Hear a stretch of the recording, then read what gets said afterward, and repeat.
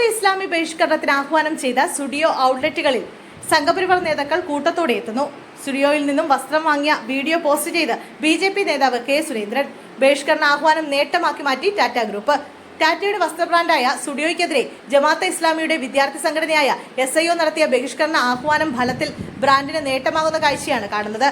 ഇസ്രയേലുമായി സഹകരിക്കുന്നുവെന്ന് ആരോപിച്ചാണ് SIO ബഹിഷ്കരണത്തിന് ആഹ്വാനം ചെയ്തത്.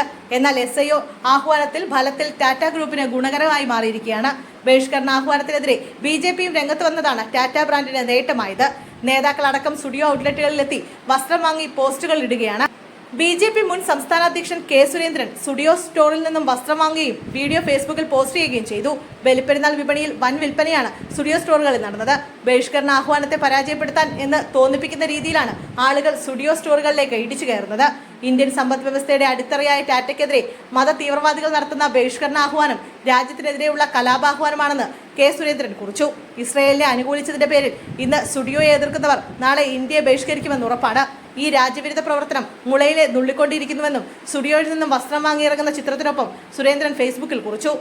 പശ്ചിമേഷ്യൻ വിഷയത്തിൽ നടക്കുന്ന പ്രതീകാത്മക പ്രതിഷേധമെന്ന നിലയിലാണ് ISO ബഹിഷ്കരണത്തിന് ആഹ്വാനം ചെയ്തത്. ടാറ്റ ഗ്രൂപ്പ് ഇസ്രയേലുമായി സൈനിക സാങ്കേതിക സഹകരണം നടത്തുമെന്ന് ആരോപിച്ചാണ് ബഹിഷ്കരണ ക്യാമ്പയിൻ നടന്നത്. സ്റ്റുഡിയോയ്ക്ക് പുറമെ ഇസ്രയേലുമായി സഹകരണമുള്ള മുൻനിര ബ്രാൻഡുകളെയും SIO ബഹിഷ്കരണ ലിസ്റ്റിൽ ഉൾപ്പെടുത്തിയിട്ടുണ്ട്.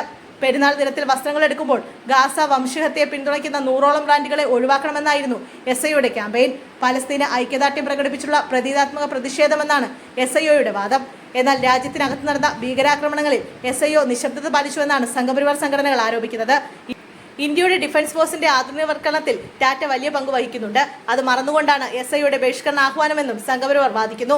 ഇതോടെ സപ്പോർട്ടിംഗ് ടാറ്റ എന്ന ടാഗ് ട്രെൻഡിംഗ് ആവുകയാണ്.